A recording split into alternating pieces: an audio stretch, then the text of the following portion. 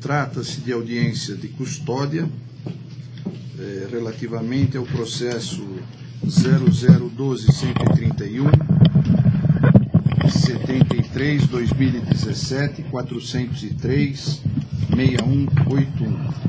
Audiência de custódia do investigado Joesley Mendonça Batista.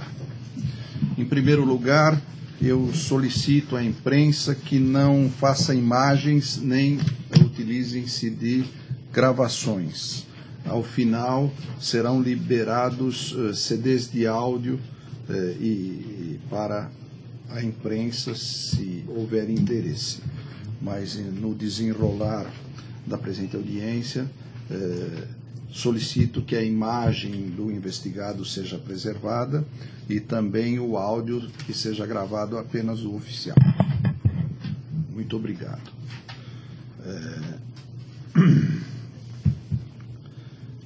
Passo as perguntas ao interrogando. Qual o seu nome completo? Joesley Mendonça Batista. Qual a sua idade? 45 anos. Qual a sua profissão? Empresário. Empresário. O senhor, como investigado, tem o direito constitucional de permanecer calado. Não está obrigado a responder o que lhe for perguntado na presente audiência. O senhor teve entrevista reservada com seu advogado? Falou com o senhor? Agora conversei. Conversou. A conversa foi suficientemente esclarecedora? O senhor está bem a par da sua situação jurídica neste inquérito? Sabe exatamente? Recebi aqui agora os... Deseja algum esclarecimento mais? Deseja uma conversa complementar com seu advogado para melhor esclarecimento? Não. O senhor leu o teor do despacho que decretou a prisão preventiva? Não. Não. Mas o senhor advogado certamente esclareceu. Esses fatos referem-se autonomamente, tão só exclusivamente, quanto às operações da Bolsa de Valores. Não tem nada a ver com outras circunstâncias. Então, o senhor está sendo investigado por possível prática do delito previsto no artigo 27D da Lei 6.385. A pena desse delito, além de uma multa bastante alta, ela vai de 1 a 5 anos. E a preventiva foi decretada a requerimento do Ministério Público e por representação da Polícia Federal e pelo fato de ter uma pena máxima de 5 anos. Há outras circunstâncias que foram fundamentadas na lei e têm base nos artigos 311 e 312 do Código de Processo Penal. Qual o endereço da sua residência? Rua França, 553. Trata-se de imóvel próprio? Sim. Qual o local onde o senhor exerce as suas atividades profissionais? No escritório da JIF. O senhor já foi preso ou processado? Não. Nunca. Qual o seu estado civil? É casado? O senhor tem filhos? Tenho 4. Quantas pessoas dependem economicamente do senhor? Diretamente, minha esposa, eu pago a pensão alimentícia para a ex-esposa e 4 filhos. 4 filhos.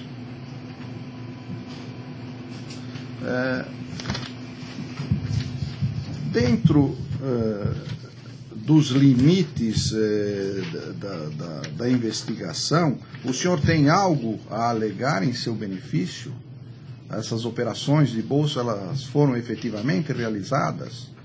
O senhor gostaria de dissertar a respeito? Excelentíssimo, eu gostaria de dizer que todas as operações foram operações naturais do curso natural da empresa. Não teve nenhum insider, nem nada, nós somos muito tranquilos em afirmar que tudo foi feito dentro da rotina da empresa. E houve lucro nessas operações? Elas resultaram em lucros fora do padrão.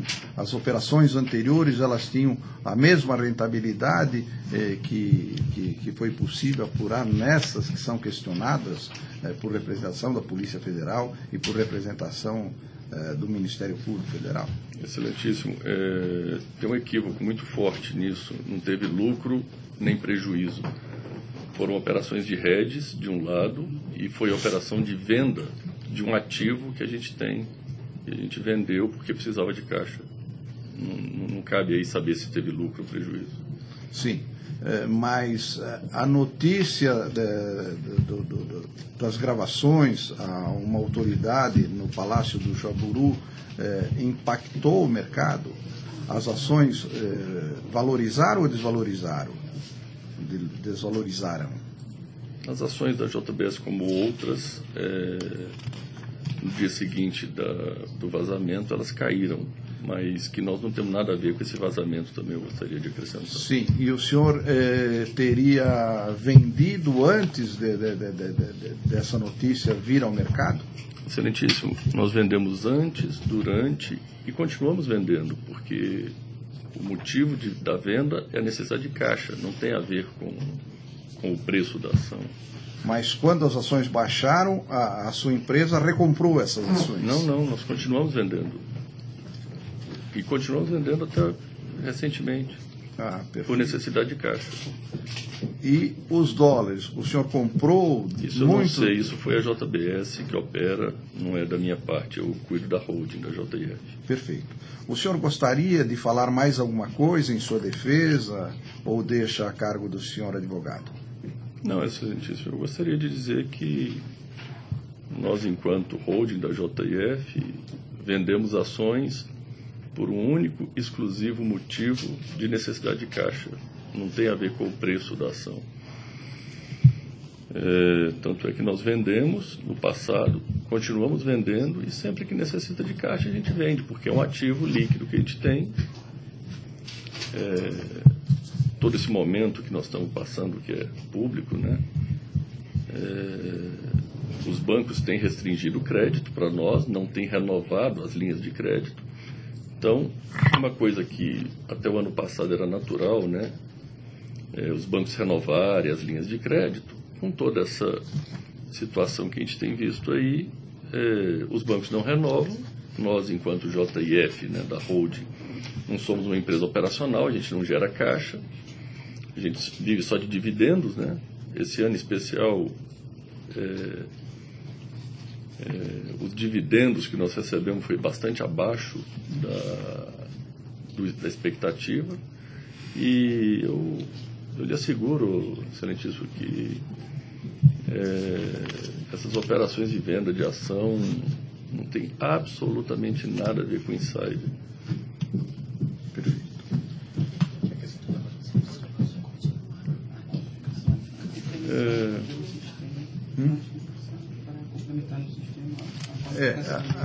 A necessidade de complementar no sistema, peço ao senhor secretário que faça as perguntas direto, complementando nas informações ao CNJ. Eu só gostaria de complementar um... Voltamos. O telefone principal, senhor? Ai, eu não sei. O celular, que eu não sei de cor. Posso informar depois. Escolaridade. Segundo grau, incompleto.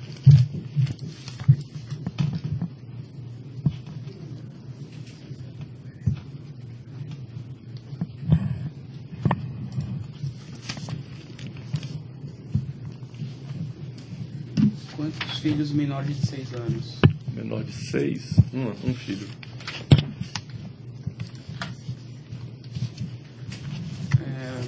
Possui alguma doença grave? HIV, tuberculose, transtorno mental, pancreatite? Não. Faz uso de medicamentos obrigatório? Eu tomo remédio sob prescrição alguns. Sabe o nome? Não me recordo. Ok. O senhor possui algum filho portador de deficiência? Não.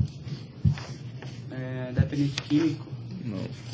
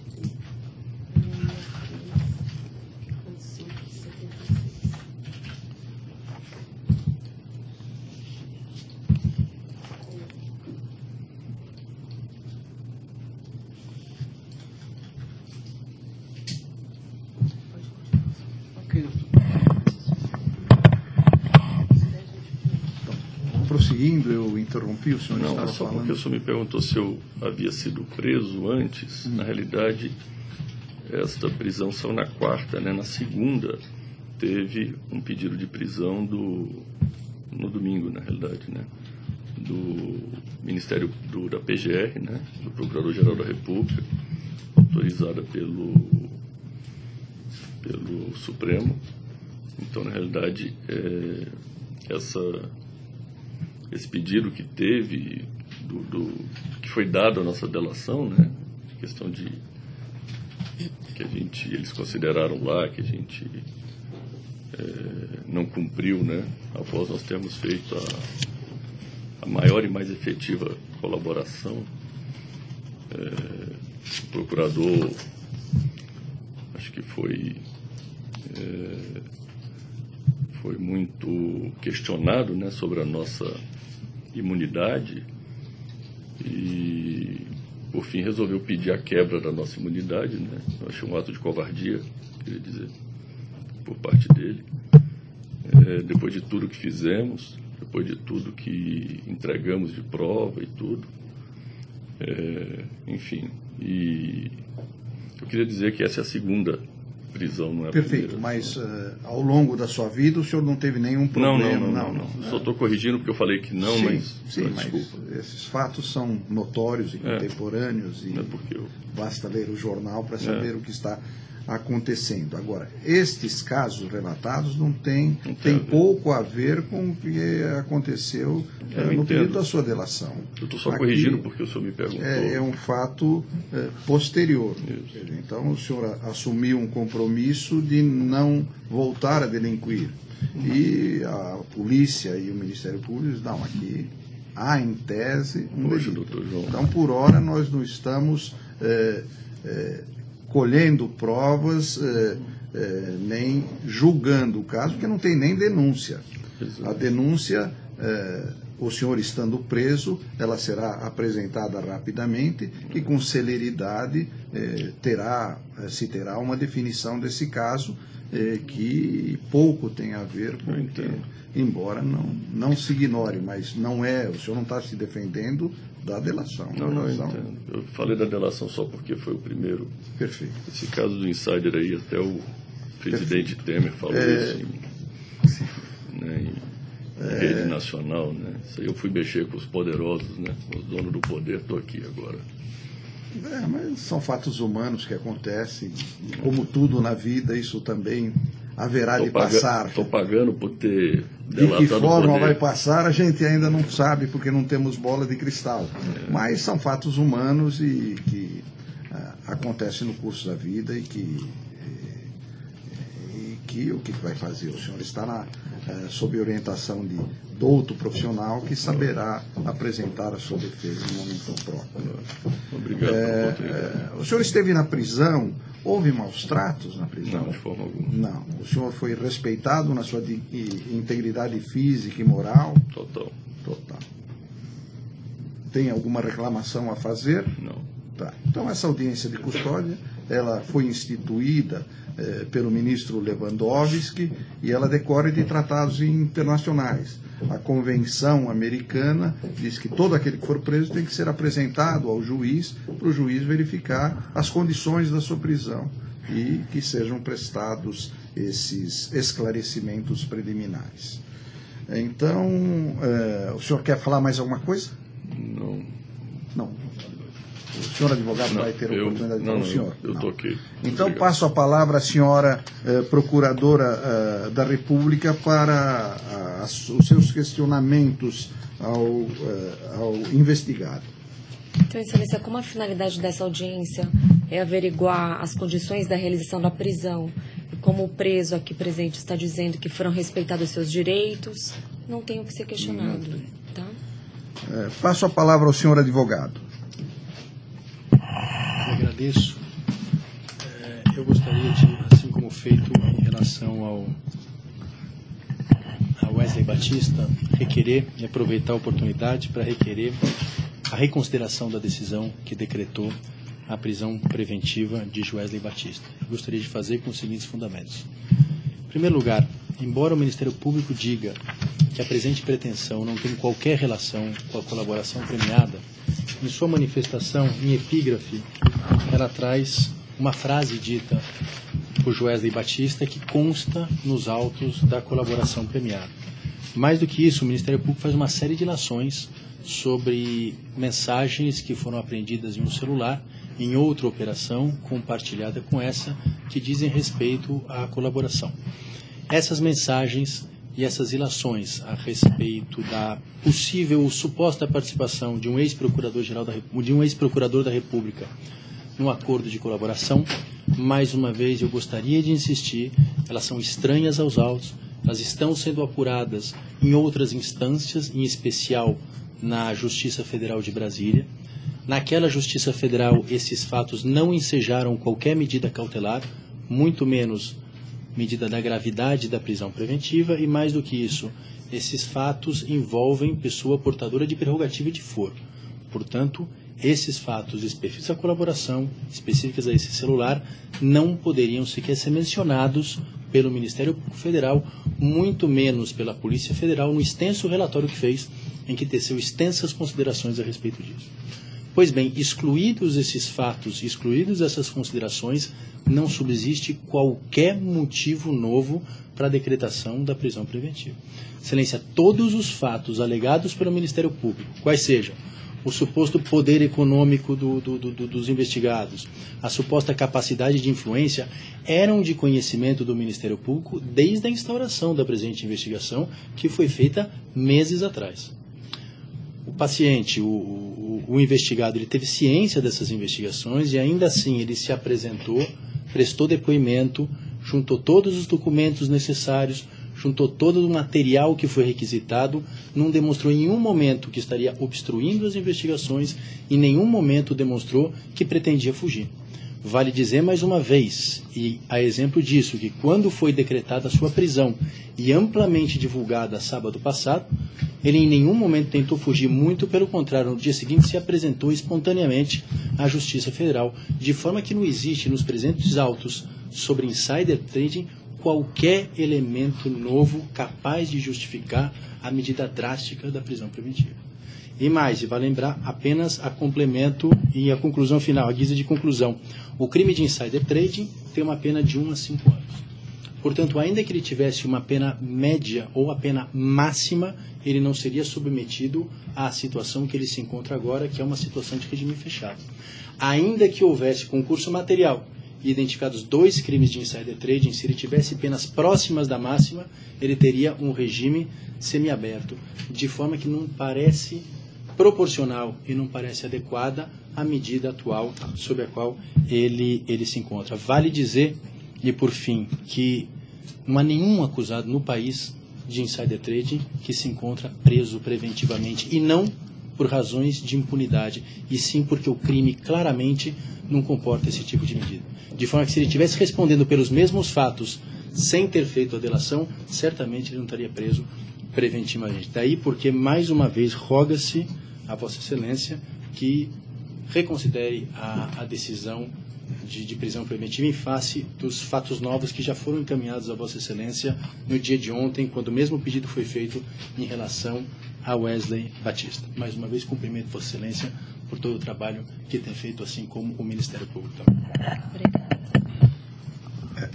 Quanto ao requerimento formulado pelo senhor advogado, consulto a senhora Procuradora da República quanto à manutenção da prisão preventiva decretada. Primeiramente, Excelência, é importante deixar bem claro que o objeto dessa investigação é apenas apurar o crime de insider trading, que é a obtenção de uma informação privilegiada e utilizá-la perante o mercado financeiro com obtenção de lucros. Esses crimes que está sendo investigado, que foi praticado pelo preso aqui nesse momento e por seu irmão, não tem qualquer relação com outros crimes que estão sob apuração perante a Procuradoria-Geral da República e com tramitação no Supremo Tribunal Federal. Por conta disso, é importante dizer que não tem nenhuma pessoa com foro por prerrogativa de função investigado nesse inquérito policial e não tem até o momento indicativos de que pessoas com foro ou pessoas que estão respondendo por crimes perante a PGR praticaram juntamente com os investigados esses crimes. Foi mencionado o acordo de colaboração premiada. Evidentemente, ele tinha que ser mencionado porque foi a própria colaboração premiada que era a informação privilegiada. Então, é sabedor de que a sua colaboração premiada seria trazida à tona, seja pelo vazamento indevido que ocorreu, que está sendo apurado o porquê desse vazamento, seja pelo próprio levantamento do sigilo pelo ministro Fachin. Era sabido do preso aqui presente que essa informação seria trazida a público. E diante dessa informação privilegiada, o preso aqui presente e seu irmão, eles praticaram operações completamente atípicas perante o mercado financeiro. Embora o preso tenha dito que eram operações corriqueiras, não é verdade. A própria Comissão de Valores Imobiliários, em seu relatório, constatou que as operações eram completamente atípicas, bem como o relatório pericial da Polícia Federal. Então está claramente demonstrada a materialidade do crime e indícios, não só indícios, mas como provas de autoria.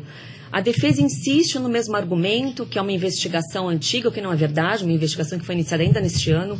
Temos 4 ou 5 meses de investigação e, ao longo dessa investigação, outros elementos de prova foram colhidos. Além dos laudos da CVM, do laudo da Polícia Federal, diversas testemunhas foram ouvidas, como diretores financeiros das empresas, que atestaram que as ordens para aquisição dos contratos de dólar partiram dos 2 investigados, e que as ordens para as vendas das ações da JBS partiram do investigado Wesley e a recompra do investigado Wesley. Agregado a isso, com outras informações de e-mails e de conversas telefônicas, formou-se esse convencimento da necessidade da prisão preventiva. É importante citar que o preso aqui presente é um criminoso contumaz, que já estava sendo investigado em 6 operações policiais, como Cui Bono, Sepsis, Carne Fraca, Greenfield. Depois que viu que essas operações só teriam a finalidade de resultar numa prisão preventiva, numa futura denúncia criminal, que ele procurou as autoridades para celebrar o acordo de colaboração premiada. Enquanto era um investigado colaborador, ele continuou praticando crimes. Os crimes não foram cessados. Após a finalização da colaboração premiada, ele praticou novamente crimes, como o caso aqui dos autos. Então, isso demonstra a periculosidade do agente perante o mercado financeiro. Por conta disso, está presente. Para garantir a ordem econômica, é muito importante que essa prisão seja mantida. Como exemplo, ontem mesmo, com a prisão dos 2 investigados, consta que as ações da JBS subiram. Então, é mais saudável para o mercado e para a sociedade que esses 2 investigados permaneçam presos, para garantir a ordem pública também diante da gravidade do delito. Embora nunca ninguém tenha sido preso por conta desse crime, acredito que seja assim por conta da impunidade, porque até o início da Operação Lava Jato, os grandes poderosos sempre permaneceram acobertados pelo manto da impunidade, e isso está mudando. Por isso que essa operação é emblemática e onde houve a primeira prisão de pessoas que cometeram o crime de insider trading. Além disso, Excelência, o Ministério Público não vê outra alternativa para que o preso aqui presente interrompa a prática delitiva, senão a manutenção da prisão preventiva. A aplicação de eventuais medidas cautelares não seriam suficientes para interromper essa continuidade de crime. Além disso, é necessário assegurar a aplicação da lei penal. É sabido que o investigado aqui presente tem recursos no exterior e que, com sua soltura, eventualmente ele pode vir a fugir e a lei não será aplicada. E por último, ponto final, por conveniência da instrução criminal.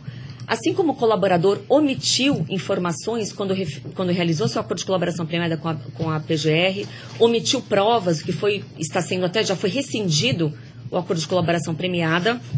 Isso demonstra que, estando solto, há grande risco de destruição de provas referente a outros crimes que ainda não chegou ao conhecimento do Ministério Público Federal. Então, por conta disso, o Ministério Público Federal requer o indeferimento do pedido da defesa e a manutenção da prisão preventiva do réu aqui presente. Perdão, do preso aqui presente. Então, passo a decidir. A prisão preventiva fica mantida e é ratificada neste momento. O fato do delito do artigo 27D da Lei 6.385/76 não ter grande prestígio nos tribunais brasileiros não significa que ele não exista e que a lei não seja cumprida. Este caso, diante das circunstâncias políticas econômicas, jurídicas, acabou ganhando uma grande repercussão social. E, pela magnitude dos recursos envolvidos e noticiados no inquérito, é preciso uma atenção maior do que todos os outros casos que aconteceram. O doutor advogado fala que não há réus presos. Efetivamente, eu desconheço que tenha alguém sido preso pelo artigo 27D. Mas, existindo a lei, existindo a infração com recursos vultosos que abalaram os alicerces do mercado, esta magnitude da lesão, por si só, justificaria a prisão preventiva. Ademais, o investigado possui meios suficientes para se localizar em qualquer parte do mundo. Então, se ele desejasse evadir-se, se ele, solto, resolver sair do Brasil, ele não teria a mínima dificuldade. Então, aquelas medidas cautelares alternativas, como retenção do passaporte, não faria o mínimo significado para quem dispõe de tantos recursos financeiros e dispõe de tantos meios de locomoção e dispõe de tanta facilidade para cooptar autoridades em qualquer parte do mundo. Então, reitero os fundamentos da decisão e mantenho a prisão preventiva. No outro aspecto, o doutor advogado menciona que uma pena intermediária entre 1 e 5 anos poderia levar a uma condenação em regime mais brando, tipo regime aberto, tipo regime semiaberto, e o investigado está cumprindo pena, está cumprindo o regime de prisão preventiva sob regime fechado. Acontece que Sua Excelência, ilustre professor de direito, jurista nacionalmente renomado, sabe que os regimes legais, eles não são inflexíveis, eles não constituem números clausos, eles não são de aplicação matemática. É perfeitamente possível alguém receber uma pena menor de 4 anos e, pelas características do delito, pela magnitude da lesão, pelo risco social envolvido, o juiz decretar o regime fechado.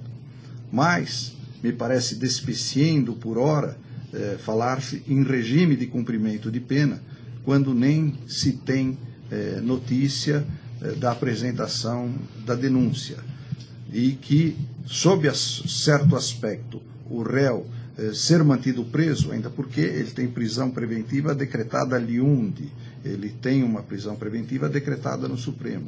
Com prisão preventiva decretada, o processo se fará de forma mais célere, de forma mais rápida, e em tempo breve o senhor investigado terá solução para esse caso.